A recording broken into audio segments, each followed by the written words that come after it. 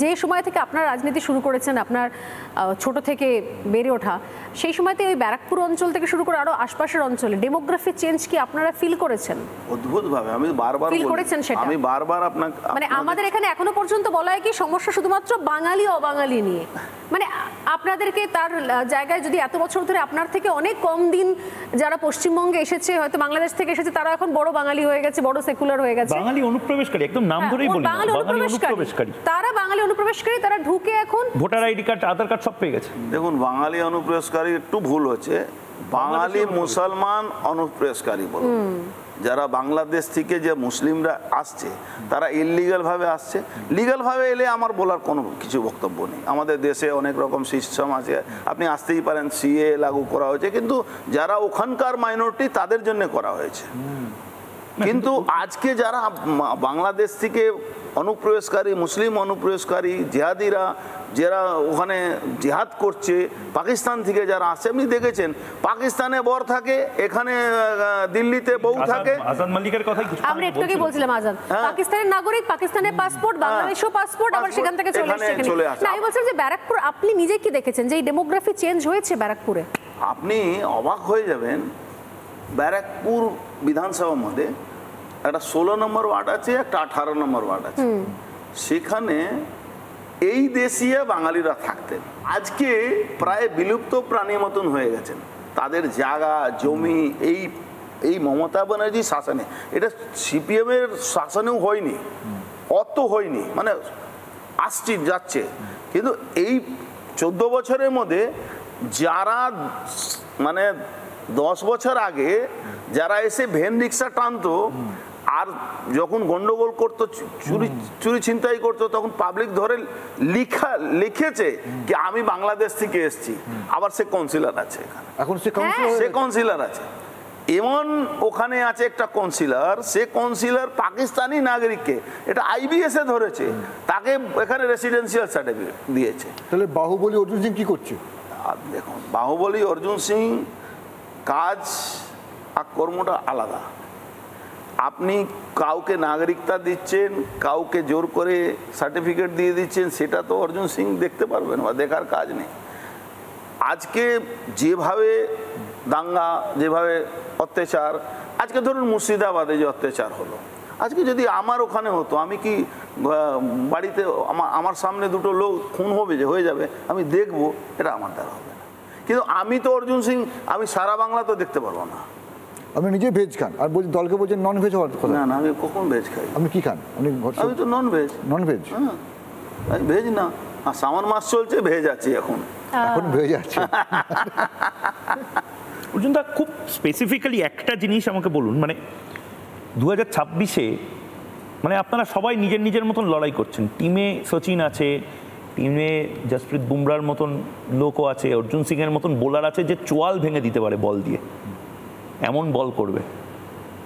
টিমটা কি হবে দাদা? 26-এও যদি কাপ ঘরে ক্লাবে না আসে তব क्या होगा? 26 মে যদি না আসি আমরা, তাহলে বাংলায়, পশ্চিম বাংলায় সনাতনী হিন্দু মানুষ থাকা খুব কঠিন হয়ে যাবে। অর্জুন সিং এটা বলছে। আমি বলছি, দেখুন, একটা লিমিট, আপনি একটা গভর্নমেন্ট থেকে কতক্ষণ লড়তে পারবেন?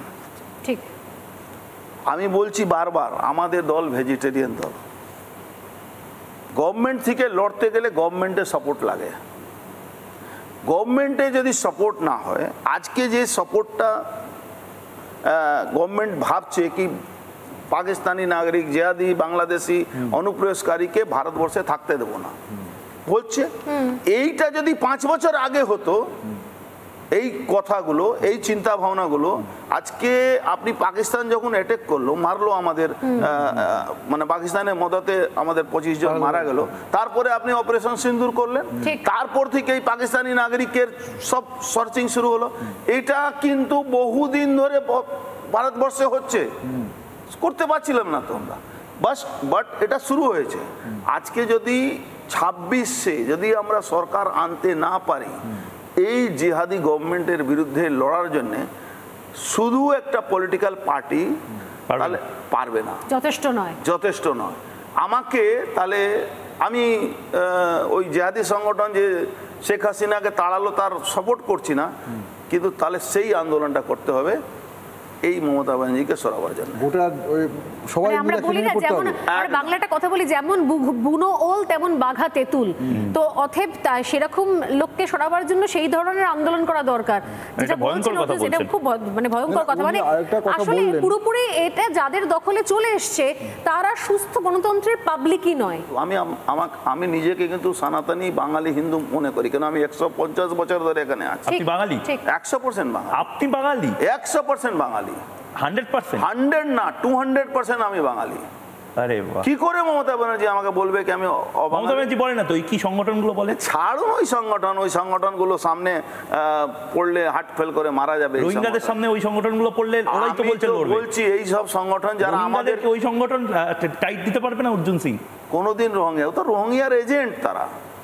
মমতা যে লোকটা বলে তার ছবি মমতা ব্যানার্জির সঙ্গে, মমতা ব্যানার্জি এক জায়গায় ভাষণ দিতেন, তার ছবি আমি পোস্ট করেছিলাম, আপনি আমার যদি পোস্টটাকে ফলো করবেন, আমি পোস্ট করেছিলাম। আর সেই লোকটা ও টিভি আপনার কিছু ওই মানে সোশ্যাল মিডিয়াতে বকার লোক আছে, তারা ওই ফিল্ডে দাঁড়িয়ে কথা বলার লোক না। দিলীপ ঘোষকে নিয়ে কি প্রবলেম? আমি স্বর্ণালীর একটা ইন্টারভিউতে দেখছিলাম, এই এখানে আপনার জায়গায় দিলীপ ঘোষ বসেছিল কিন্তু, আর স্বর্ণালী এখানে বসেছিল। দিলীপ ঘোষ আপনাকে মানে তুলোধুনো করে, এটা মানে একটু মানে আপনাকে দেখতে পারে না, পাতি কথা এটা। আগে তো ওনার বাড়িতে মিষ্টির প্যাকেট আসতো, আমার বাড়িতে ফুল এলো তো পেট ব্যথা হয়ে গেল। বিজেপির যত কার্যকর্তা কেস খেয়েছে 4-5 বছর আগে ব্যারাকপুরে, সবকে অর্জুন সিং কেস দিয়েছে, আর পুলিশ কে বসবে কি কেস লিখবে উনি বলতেন। আজ উল্টো হয়ে গেল তো পেট ব্যথা। আচ্ছা যান ব্যারাকপুরে এক একটা কার্যকর্তাকে জিজ্ঞেস করুন, চোখের জল নিয়ে তারা ওকে জিতিয়েছিল। আর যেই বাড়ির সামনে দুটো বম পেলেন, ঢুকে পড়লেন ওখানে গিয়ে আঁচলের তলায়, ধর্মতলায় বসেছিলেন যে নামটা ঘোষণা হবে লোকসভার, যেই হলো না আবার এখানে ঢুকে পড়লেন গেরুয়া ছোলা পরে এখন হিন্দু নেতা। আপনিও কি দিলীপ ঘোষকে দেখতে পারেন? সেটা দিলীপ ঘোষের ব্যাপার আছে, আমার কোনো কেসটা কি? অর্জুন সিং এর প্রবলেম আছে দিলীপ ঘোষকে নিয়ে? না, আমার কোনো প্রবলেম। অর্জুন সিং এর প্রবলেম আছে দিলীপ ঘোষের বিয়ে নিয়ে, দিলীপ ঘোষের না, আরে অর্জুন সিং এর কোনো সমস্যা আছে? আমার কোনো সমস্যা নেই, দিলীপ ঘোষ নিয়ে আমার কোনো সমস্যা নেই। তাহলে কি সমস্যা? রক্ষণশীল নাকি, একটু রক্ষণশীল? না, আমার কোনো সমস্যা নেই। তাহলে দিলীপ ঘোষের সমস্যা আপনাকে নিয়ে? সেটা উনি বলতে পারবেন, আমি বলতে পারবো না। No comments. কি কেস হলো বলুন তো দিলীপ ঘোষ? আমি কি করে বলবো কি কেস হলো?